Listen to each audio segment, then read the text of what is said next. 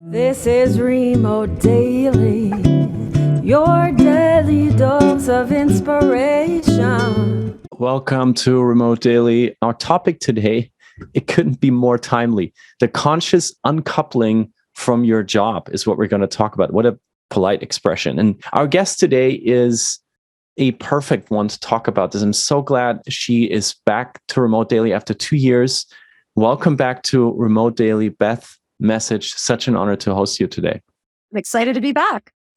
Beth, it's such an uncertain time in the job market, coming out of the job cuts from the pandemic.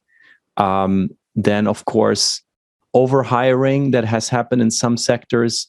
Now we see major layoffs in tech, which is getting a lot of attention. It doesn't maybe represent the whole market, but the companies are highly visible. So there's a lot of talk about it. Then there is inflation, there's fears of a recession. And you told us, preparing for today's session, that the guiding force behind why companies are actually letting people go right now, they're totally wonky. So please help us understand what is actually happening right now in the workplace from your perspective. Just please help us understand what's going on. Yeah, I feel like in the past, there were always like very clear trends of, you could understand things were going up or things were going down, and it impacted most people, most industries, most companies in roughly the same way. And I think starting with the pandemic, we started to see it get really differentiated. In the pandemic, there were obviously a lot of industries that were really negatively impacted. And the flip side of it was there were some that had the best business of their entire existence, right?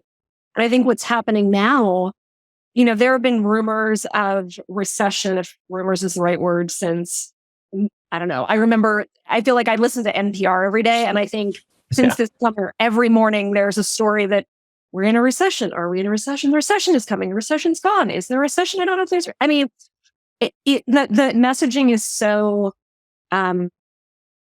it's not clear. And I think what we're seeing happening is companies trying to make decisions that don't always make sense to the rest of us, right? So, for example, you're seeing a company like Amazon do big layoffs for the first time ever, and they're making money. They're not in an economic downturn themselves. They're doing very well. So why the heck are they letting go of people? And so I think the calculation is very different depending on the company that you're sitting in, and it's not always clear or apparent to the rest of us. Yeah, but why are they letting go of people? What's your interpretation of that? It's interesting. I was talking to a friend of mine who is an economist by education, and he and I have breakfast about every 4 to 6 weeks, and it's catching up. But there's also a point of it where I'm like, okay, explain to me what's happening in the world because I don't understand it. And one of the things he was saying is, for a lot of these big companies, there's this idea of like, well, recession's coming, so let's get ahead of it. Let's pull back on operating expense. As much as we want to say people are our biggest resource, and they for sure are, they're also our biggest expense. So let's pull back on operating expenses to prepare for this recession. The irony, he was saying, is that's probably what's going to push us into some level of a recession, because the more people who are not working, the less dollars that are coming into the economy to, by the way, the same companies who are laying off people in order to increase their profits. It's sort of this weird cycle. And so trying to understand, or even as an employee sitting in any of these organizations, trying to anticipate what's going to happen is really hard. And as someone said in the chat also, a lot of companies overhired last year. A lot of companies cut a ton of people during the pandemic. And last year was like, oh, things are getting better. Like, oh my gosh, we need people, we need people, we need people. And this year, their business plans and their hiring aren't matching up, and they need to shed some of that expense. You chose this topic today of consciously uncoupling. So let's just clear the term for a moment. Where do you pick that up? I mean, the famous way that it's out there is the whole Gwyneth Paltrow, Chris Martin thing, right? So that's how it, for better or worse, came into our collective consciousness. But, when I think about this idea of consciously uncoupling, I think one of the things from our jobs, one of the things that I think we saw during the pandemic is not necessarily for the reasons that people wanted it, but it forced people to slow down. Like you have more time to just think about your life and make some decisions around like, I don't actually like this thing I've been doing for the last 10 years or 5 years, or this company like is not treating me like a person right now. They're treating me like a machine. And so I think people like the idea of consciously uncoupling from your job isn't necessarily leaving your job. But I think what it is kind of separating your identity as, a person who is working from a member of this company. I think a lot of times, companies as part of culture and engagement encourage people to think of themselves as, a member of the company, right? Like, so all of these people at Twitter who were tweeps, who now are like, I don't want to be a tweep anymore. Like this is a totally different thing, but their identity is really tied up into it. And I think that's where things get to be really tricky when you're thinking of yourself as part of an extension of this organization, or this organization is my family, when really it's a business and you are a resource as much as anything else that they may need now and may not need in the future. I mean, you told us that you were, quote unquote, bleeding Gap Blue. You were totally identifying with Gap, the company you've been a part of for many years. And this total identification that you just talked about it's not only accepted American corporate culture, is almost like a goal. It's like almost like a part of the American dream. Yeah. And now you came to a place where you're saying, I don't fall in love with companies anymore. So how did you personally get to that conclusion? Yeah, I mean, back in 2020, so I've been at Gap I'd been there twice for a total of 15 years of my career. And there are great things about the company. I am really grateful for my experience there. But, when I look back at my time there, I also made choices where like at 8:00 at night, I'm there working, or, I am spending there was a year where I gave up 60 hours of PTO. And not because anyone told me to do it. I was like, oh my God, there's so much to do. And I'm really a part of this and I'm critical to getting this work done. That was essentially just giving away money back to the company. Be like, nope, I'll do this for free. And at the time, I didn't think about it that way. But, the reality is when my job was eliminated, I stayed with the company as a consultant, an internal consultant. But it was one of those moments where, my team was dissolved. We had done a lot of great work, and they felt like family. And I'm still in touch with a lot of them. And they're still close people in my lives, but they're not close in my life because they're Gap, or even most of them aren't even at Gap anymore. I think it just got to be this really intertwined stew. And so when I left Gap, I chose to leave after about a year of the internal consulting. But I needed to do a little bit of work on disentangling myself of well, yes, I'm a talent professional who, does work in development and organizational design, but I'm not a member of Gap. And how do I, detangle that? And that's a lot to detangle. Yes. And you, in that transition, you not only became a coach, you also hired a coach. And it's fascinating to me to hear that. How did you as a coach find your coach? Yeah. I was thinking about this the other day. I've had, over the course of the last, 15 years, something like that, I've had 3 different coaches, and I've kind of come to each of them, found each of them a little bit differently. The first one was, I was at a networking group I belonged to, a women's networking group, and she gave a presentation. And so that's how I knew of her. And I had some conversation with her, and I ended up hiring her. There was someone that when I was with Gap, we had a relationship with a company called Puma that had coaching, and that's why I found the coach. And then interestingly, the coach that I had hired in, I think 2020, 2021, I had been given a free coaching session from a coaching company, and she and I really hit it off. And I was going to start looking for a coach, and she had her own coaching business, and so I ended up working with her. And what was interesting is she's amazing. She wouldn't have, if I had gone out on my own to find a coach, probably the filters that I would have used, I probably wouldn't have come to her. She was, a lot younger than I am, a lot earlier in her coaching career. But those things, and I know this is a coach, those things kind of don't matter if you're a good coach and you have a good relationship. And she and I just had a great coaching relationship. And so she was actually the perfect person for me at that. Very interesting. I want to turn from you to the audience for a second, because you brought a question for everyone here. And we have such a great community in the room here that I would love to hear from, many of them people leaders themselves, or people that have been in positions like yours. So what would you like to know from everyone in the room here, Beth? I'm curious, we're talking about the volatility in the work world right now. I'm just kind of curious, what is top of mind for each of you, either question or just thing that like you think about in terms of your own career and your own, jobs and career growth right now? What's the thing that's either keeping you up at night or causing you to like look to the news and try to figure out what's next? What is top of mind for you for your own career, or how Beth just put it, what keeps you up at 3 a.m. in the morning when you think about your own career at the moment?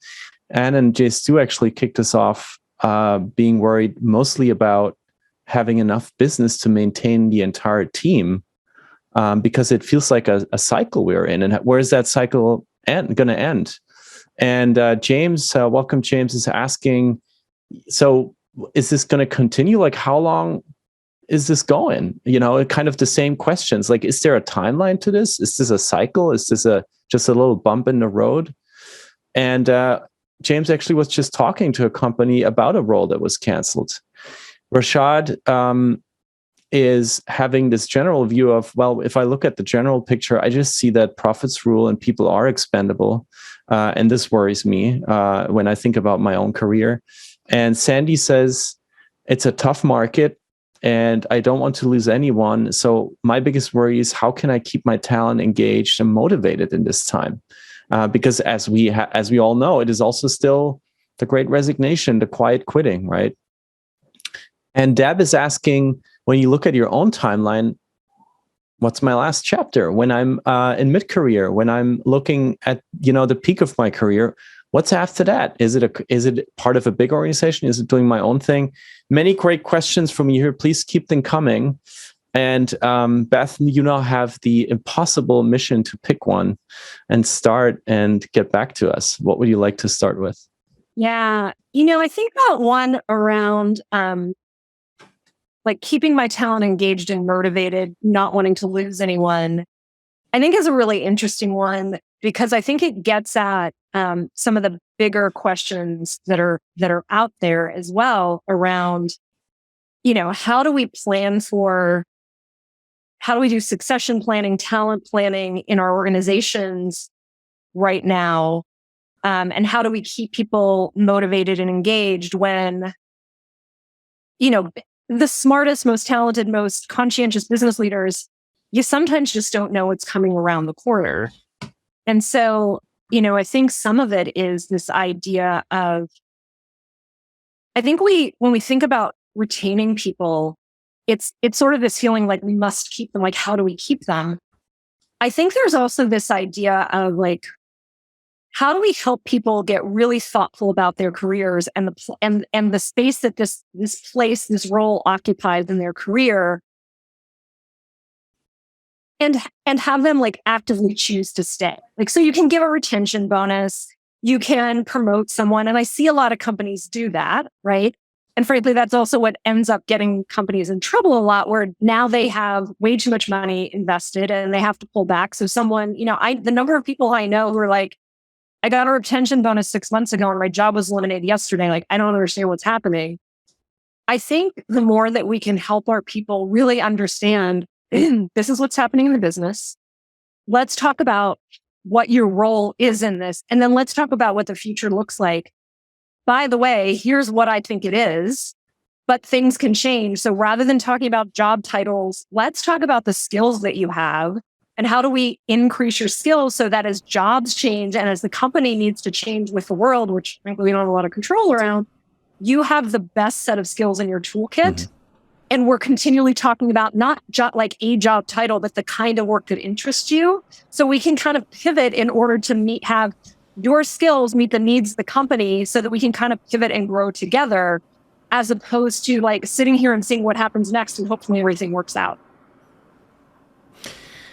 Okay, there's a lot to unpack here. I also wanted to come to the first two questions, which were both about timeline. Do you have a feeling for that? Do you think this is a cycle that's going to spiral into craziness, or do you think what also many people say, oh no, it's just a bump, it's just a bump in the road, just a mini recession, whatever, we'll go back to normal? Yeah, if I knew the answer to that, I could be a lot of money. I mean, what I'm telling you is I think things are cyclical. It's just a matter of how long the cycle is going to go. I think the things that I can look at, like, and believe me, I'm no expert, like, okay, where are we at we're at end of year, right? And so companies are pulling back hard right now because they need to show profitability for 2022 and start out 2023 profitable. So there's now pulling back is going to happen for a while. And sometimes a fiscal year doesn't end for a company until the end of January, right? So I think that pulling back is going to happen. We're also at the time of year where people are going to spend money over the holidays. And then we hit that January time period where people are like, oh, okay, I spent money. Like I need to lay low for a little bit. I think we can expect at a minimum the next, like first quarter is going to be quiet. Because that's just like a natural cycle. I think it's going to be more pronounced given where we are economically. And I think a lot's going to depend on, can inflation come down? Like, I'm not someone who, spends whatever I want at the grocery store, but like I buy the same things roughly. And the other day I was literally in the grocery store and I'm like, why are these strawberries $9? Like I literally never like put something down because like strawberry down because I'm like, this is not the sound financial decision, but I'm doing it, right? So I think expecting like kind of trying to lay low for a little bit is going to be necessary, and hopefully come out of it sooner rather than later. I wish I had better answers. It's no strawberry time. That's kind of sad. No. And what Deb says, maybe as a last follow up to this, do you say to the people that you work with, or do you feel like we are in a recession? Like, I don't even know how to answer that, to be quite honest. Like, I mean, I think we're in a time where like, we're not in a flush time. And I think the thing I feel more than anything is the inflation piece, is the fact that like, I get my heating bill and I'm like, what is happening? Or my electric bill, I'm like, what is happening? Like, I'm literally never really thought about this. It's been roughly the same, it is like you pay for electricity. What am I going to do? Not use electricity. Yeah. But yeah, I mean, I think that's the thing that's more top of mind. And I think that's what people are feeling day to day, even more than this idea of recession.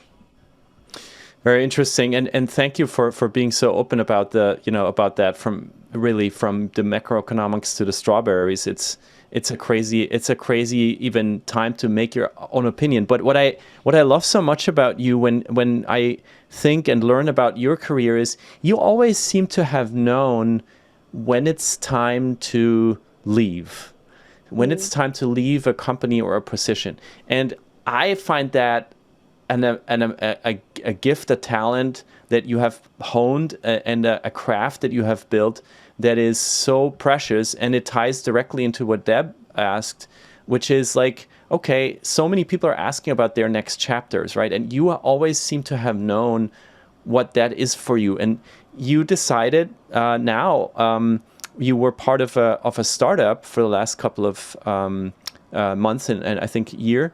And you decided to leave there, and you did the same as at Gap. You also decided you basically fired yourself. When do you know it's time to leave? Like, how do you do that? Yeah, and I mean, I think what I would say is like, with the startup that I was most recently with, I knew we were doing layoffs, and I made it known that it would make sense for me to be a part of that, right? So I think what it is one of the things that we don't spend enough time on. I think as a coach, a lot of times what I spend time with people on is career and career development and what's next. And even as an HR person, I'll have someone come to me and be like, okay, so I need to figure out my career path. So what's my career path? As if I'm going to pull out a book and be like, well, here they are, Laura, which one would you like? Right? The reality is there aren't career paths. Like there aren't, I mean, if you're a doctor or you're like, there's some very set ones, but in the business world, there really aren't, certainly in the consulting world, in the startup world, there really aren't these super defined paths. I think what the best thing that people can do is find some time to be introspective And really, when they think about like where they're at now and where they want to be, like asking themselves some really clear questions, like, and I think in two buckets, like one is sort of on like the personal development, fulfillment side of, do I still enjoy what I'm doing? Am I delivering value? Do I feel like I have an impact? Is there career growth? Do I feel like the company is supporting me for that? Do I see myself, like, what do I even see myself as doing next? And so I think there's some of that. And then I think there's some things where it's like, try to look more broadly around what is happening around you. And so, for example, I think there are things that are happening in the world all the time that feel like they're not connected to us. One of them being, so recently, this collapse of FTX or I don't even get the initials right? But the crypto collapse. The thingy, yeah. Yeah, thank you. And honestly, like, I don't follow crypto. It's not really my thing. Like, I don't really understand it, the fake money thing. And so it's easy to kind of be like, well, that's not okay, that's a shame, and it's a shame for that company, but that doesn't really impact anything. Here's what I've started to learn recently is that, well, where that's coming into play is a lot of people who invested in crypto also invest in startups. And so some of the money for startups is drying up. And so why, some of the reason you're seeing some of these layoffs is because funding is going away because of the collapse of crypto. So you can be sitting in a startup where you're feeling like, yep, this is great, we're on track. And then all of a sudden the money's gone. And it can feel like it has nothing to do with you, but it does, right? So being able to pick your head up and try to understand, how do these things that are happening in the broader environment, how are they impacting either my company or the industry or potentially even me individually? Like another example is in companies, we always try to identify high potential people. And we put a lot of time and energy and effort into retaining them and growing them. And, so for example, let's make something up. Sally's always my go-to name. So Sally is, our VP of business development. I'm making this up. And, we're going to really focus on business development. That's our big 3 to 5 year plan. We're going to retain her. We're going to give her a retention bonus, and she's going to go into this training program. And Sally's well aware that she's getting all this development, and she feels like she's got a really clear growth path. And then the company changes strategy and says, like, actually, we're not going to go through business development for business development. We need to really focus internally, and we really need to focus on the business that we have. So we're going to pull back from that. Sally is still as capable as she was. She's still as smart as she was. She has all the experiences that she had before, and she still has potential to do more. She just doesn't have potential to do more at that company anymore. And if there's not really these ongoing conversations around like what is happening in the organization, anyone who sat through has experienced a layoff. There's always a few people where you see that they were laid off, and you're like, wait, Sally? Like, Sally's me? Why was Sally laid off? Well, the thing that she does is something we no longer value as an organization. It's not that we don't value her as a person. We don't value that in the organization because our strategy has gone in another direction. Now, Sally might feel blindsided, right? And now she's got to figure that out. I think the other thing that can happen though is it's really expensive to hire people, and it's really expensive to let them go. And so we need to stop thinking about people and roles. We need to start thinking about the skills and experiences that we need. Because if we say like, okay, like it feels like we're going to be pulling away from business development. Sally's been this amazing performer for us. What makes her amazing? What are the things that she can do? What do we need in the organization? Do we feel like there's a match? And can we have some career conversations with her? And maybe that's not what she wants to do and she goes somewhere else. But maybe this is a way that actually, she can contribute and grow with us. And we retain the talent, we retain the institutional knowledge. She continues to grow with the company. But a lot of times that's not how we're thinking. Wow. So much great advice in there. So pay attention to macroeconomics and think about how they can impact your role and the money that comes to your role. Listen very closely to the organization and not think about what they think about you as a person, but whether they need your skills going forward. And third, really have your skills in place and, maybe as a leader, help your own organization to look at people based on their skills. And that is the question I wanted to ask you next, because how in the world is that possible? I mean, we have had discussions here before that were more about, yeah, it's not about the CV anymore. It's all about skills. But like, how can Sally build a career centered on her skills? Like, how can she even start doing that? Yeah. I mean, I think the first step is like, get really clear in what you're good at. You know, a lot of times when you ask someone what they do, they'll tell you your job. Like, I'm the so-and-so of, I'm the director of X at company Y. Like, cool. What does the director of X at company Y do? Right. And they'll tell you like their tasks or the tactical things that they do. But I think the people who are really successful are the ones who can actually tell you sort of what their superpowers are. Like, I can make connections across the disparate functions in the organization in order to get the work done. I can figure out how to, identify the new trends that are happening so that we can meet that with our product assortment, like whatever it is, right?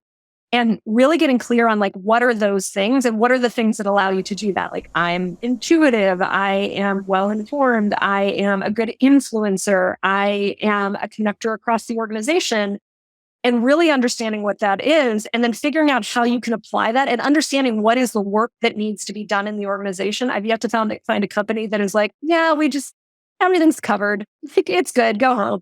Like, the reality is there's always more work to do than there are people to do it.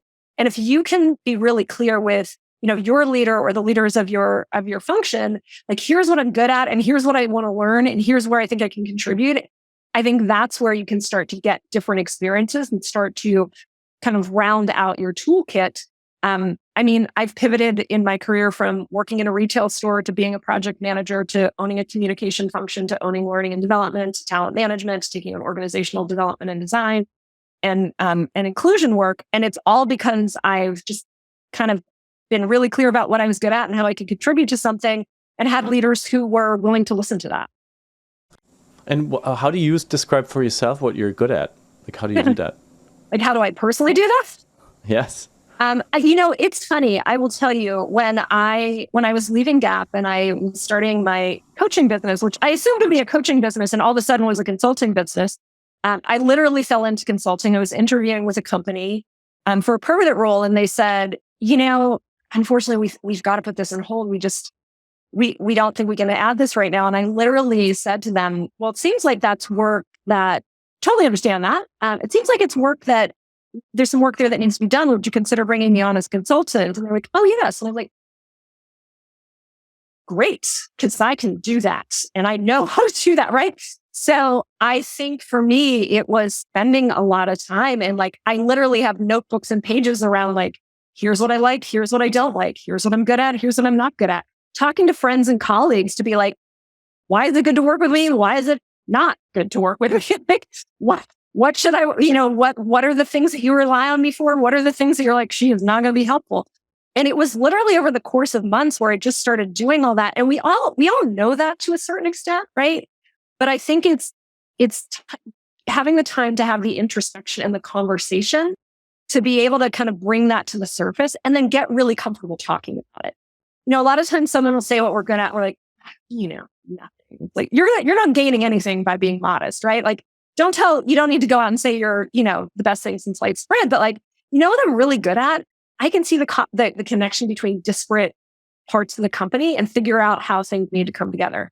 That's a skill set.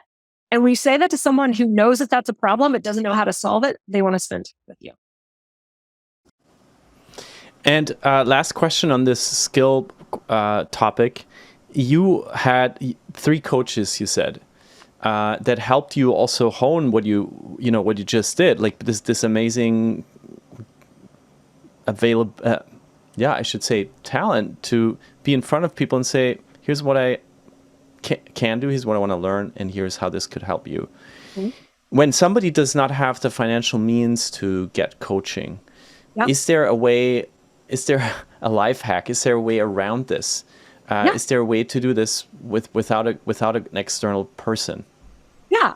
I mean, a lot of it is about asking questions. And sometimes, like, we can sit here and think about this stuff ourselves. It's literally the act of someone else asking the question and then kind of looking at you like, so what's your answer? Or playing back to you what you said. Like, what I'm hearing you say is this, but like, I actually don't, that's not what I see you do. Or do you realize that you said the same thing 4 times? Like, you're talking about this thing that's part of your job, but you said 4 times that you don't like this thing. And then that's a main part of your job. Have you thought about that? It can literally be a spouse. It can be a partner. It can be a friend.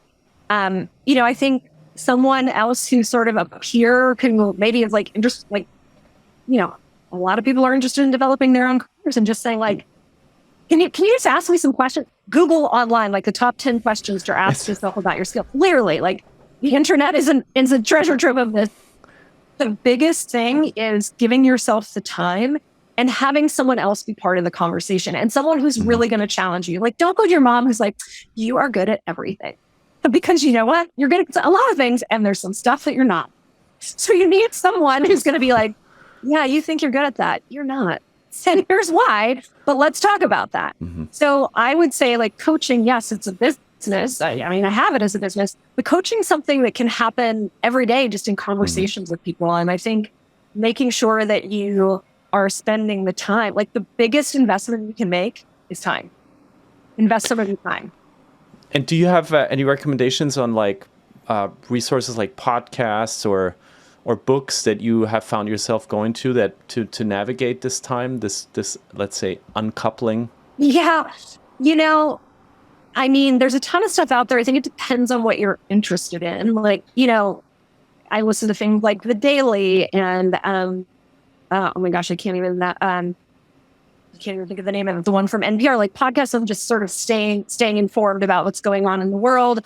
I think figuring out in your friend group and your colleague group, like my former colleague who is an economist, and like I love staying in touch with him, but I'm also very clear about like I need your help in like navigating the world. So like figuring out who those people are in your network, that's honestly probably your best resource. And then, I think depending on what you're interested in, figuring out what podcasts or resources that are out there, like the way that I find these things is through a whole lot of Googling. And there's a ton of stuff out there and it's a little bit of trial and error. But, Dare to Lead, Brene Brown's podcast is, people have some mixed feelings about her, but I think she's great. And she's got a lot of great topics and a lot of great people on there who also have books or podcasts or sites that I found that are really great resources. For the end, let's look into the future and go back to people leadership again. A lot of companies, I think, are trying to hire right now for jobs that, they don't know will exist, right? Or how they will exist yet. As a people leader, and there's a couple of people leaders here in the room, how does that affect your field? Like, how do you think about your own profession going forward? Yeah. I think a lot of times talent practices, people in organizations, leaders in organizations think of them as like these events like, well, it's time to do the end of year process. Well, we have to do a talent review. The reality is I think of it more as regular practice, like regular conversations around talent. Like, we've said that so-and-so is high potential. Like, I don't want to talk about that person twice a year. I want to talk about that person, maybe once a month. And what are we doing with them and what kind of development are they getting?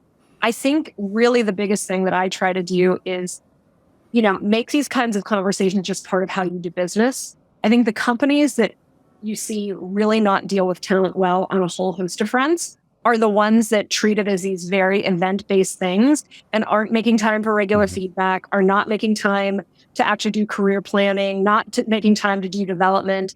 And that's where you're seeing these big swings and people being really unhappy, being really unhappy there. So I think thinking about like what your regular practices are around talking about and with and to talent is probably, the way that I know to stay kind of most on top of it. Wow. Yeah, that's such a strong call to action. I think that for so much more internal communications, right? The newsletters that need to be sent out, the groups that need to be set up on Slack or whatever, or Teams or whatever the workplace communication tool of choice is, the frequent check-ins. There's just a whole lot of more work for people leaders to do in communications in the future, it seems like, especially in a hybrid world where distributed teams are the normal. And that would be my last question for you. There has been such a big discussion in New York City, especially because it's a city that has always been relying on the fact that Midtown was being this in and out of office workers every day, entire ecosystems built around it. And there's now companies that are more maybe conservative, they're pulling or forcing people back into the office. There are others that are super progressive because maybe they can't afford it, like tech companies that say hybrid forever. And then there's a few that seem to be really struggling, and that they're now in power dynamics where they say, oh, seems like the economy's bad, huh? So you better come back to the office. What do you think is this going? Where do you see Midtown Manhattan and other places that used to run on office work ecosystems be in, like, let's say, a year or two from now? Yeah. I think there are a couple of things. I think one is there are a lot of companies out there that are willing to do hybrid in some way, shape, or form. And so if your company is saying, nope, you have to be back in the office, number one, I would ask some questions about why. This idea of presenteeism, like people aren't working unless they're sitting at their desk. I don't know about all of you, but when I was in an office every day, I could point to a lot of people who were sitting at desks not doing work. They just happen to be at a desk not doing it. And so I think there are people who are a lot more productive at home. I think it's this fear of if I can't see you, you're not working. But that also implies that if I see you, you are working. And that's just, it's overly simplistic thinking. And what studies have found is that people, when they have more control over their time and their lives, they are actually more productive. And so the economy is rough right now, but I think there are people who are going to be willing to go somewhere else to leave. And I think that very, there are absolutely jobs or times when people need to be together, where it makes sense based on the work. And I think when people understand, like, yes, I'm in because of this particular type of whatever we're doing, we should physically be together. I think that makes sense. I think it's when it becomes this very reductionist, like, well, I'm the boss and I'm telling you to come in. That's the same thing if you told me you need to sit there rather than there. It's just, it's not a good feeling. And it's probably actually an indication of some other leadership issues that are going on there. So, look, I think if we are in a recession or whatever, you want to call we're on, maybe people are going to be like, well, I need to stay put because I need to stay put. But they're not going to stay put for long. And if they have an option to go somewhere else in a way that makes sense for them, I think that they will. So you're basically saying this train has left the station. We're not going to see like the massive return to the office as there was still the conversation a few months ago. I mean, even the mayor of New York City is talking about that. Well, I mean, look at what happened with Twitter. Twitter is a whole dumpster fire of a lot of things that, like, when Elon Musk said everyone needs to be back at work, and if you don't want to be, you need to take a package. A lot of people took a package. A whole lot of people took a package. I think he was a little bit surprised by that. It's dealing with the repercussions of that. But, I think one of the things that the pandemic taught a lot of people is, like, I like my job, but I also really like my life. And if I can spend more time, like, doing my job in my home and get some of my life taken care of at the same time, because I don't have a commute, or, I can throw a load of laundry while I'm actually doing work, that has a big impact. And by the way, it costs so little for companies to do that. The bigger issue becomes the investment in real estate that a lot of companies are dealing with now. And obviously the knock-on effect of, the lunch places and the bagel places that don't have as much traffic, like, that's a whole other halo effect. But I think trying to solve for that is probably going to be more productive than saying everybody try to get back into offices. And just to quote Rashad here, there's also just so many people who will always hate a commute and will just enjoy this time of their lives being used for much more meaningful things. And to quote Deb, the conscious uncoupling can happen in the office too. It's not like we're immune of that just because we have people physically together in the same room. And I want to thank you, Beth, for being so open and for taking time today. And last question to you: how can we support you? What can we do for you as a community?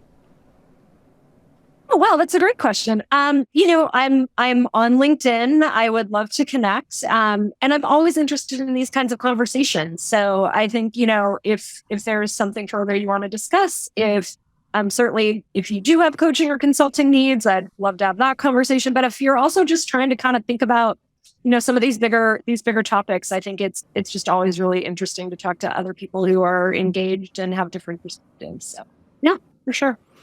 Thank you. And Beth, we never let our guests go before giving them the mic one last time before we come to our final song. So is there anything else you would like to share? Any personal mantra or an announcement or just anything that comes to mind before we offer everyone our final song of today? The one thing that I would say is no one is going to care about your career more than you. So hopefully you have a great boss or a great partner or a great company, and hopefully there are great resources. But you are your own best advocate. You are the one who knows what you need and you want more than anyone else. And so, be your own cheerleader, be your own advocate, and make sure that you are getting really clear on what you want and what's going to be satisfying for you, and make sure that you're talking about it, because it's not just going to land on your lap miraculously, and I think you have a lot more to lose by staying with something that maybe isn't the right thing for you than you do by taking a risk and maybe exploring other things. And I'll definitely remember from my next conversation to bring what I'm good at, to say what I want to learn, and to make aware the person I talk to what's maybe not working well at their place and how it could help. So thank you very much for your advice, Beth. Have a great weekend. Thank you so much, everyone. Bye-bye. For your mind, your soul, and